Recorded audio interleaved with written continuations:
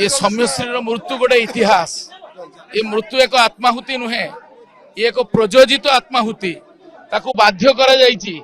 से सबु क्षेत्र निराश होइछि। प्रशासनिक स्तर, जनप्रतिनिधि आ कौथिरे बाद रखिनी से झीटी। सी गोटे संग्रामी झील। से केवल छात्री नुहे, सी एबीबी रो जन कर्मकर्ता।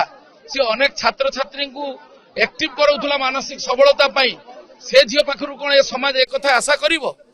ताको प्रयोजित दिनकर नुहे, 2 दिनर नुहे, दीर्घ 12 दिन पर जाइए से झील ए स्टेप नौची। पुणी प्रिंसिपल चेम्बर आसला परे राज्य सरकार कौन दंड करिसेंती?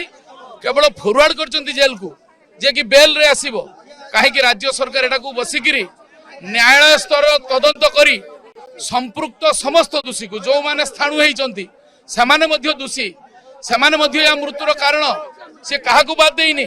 तापर दृढ़ कार्यानुष्ठान ग्रहण करतु। समस्त को जणैथिले, समस्त को सोशल मीडिया माध्यम रे जणैथिले, मुख्यमंत्री पर्यंत समस्त को जणैथिले, स्थानीय सांसद विधायक को जणैथिले, कि तापर भी कार्यानुष्ठान हेलानी। कथा सब जानि कि घटना गोटे अति साधारण भाव रे राज्य सरकार कुंभीर कांदणा कांदुचंती। राज्य सरकार कहंतु से झियो आउ को पदक्षेप नहीं थिले ता प्रति न्याय हेई थांता एवं से झियो बंची थांता, ए कथा करि न थांता। आपण माने देखिचंती एम्स रे किंती सिक्युरिटी गार्ड साजी थिला एबीपी रो छात्र छात्री माने। जेतले राज्य स्तरीय सर्वदलीय नेता जाउचंती ताकू सामना करूची के एबीपी रो छात्र छात्री। एम्स रो कोन सिक्युरिटी एबीपी छात्र छात्री? तेणु राज्य सरकार सब जानिचंती कुंभीर कांदणा कांदुचंती।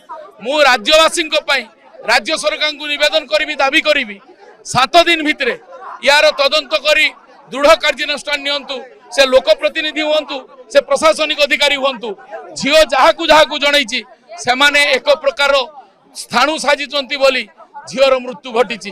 यह एक प्रयोजित मृत्यु।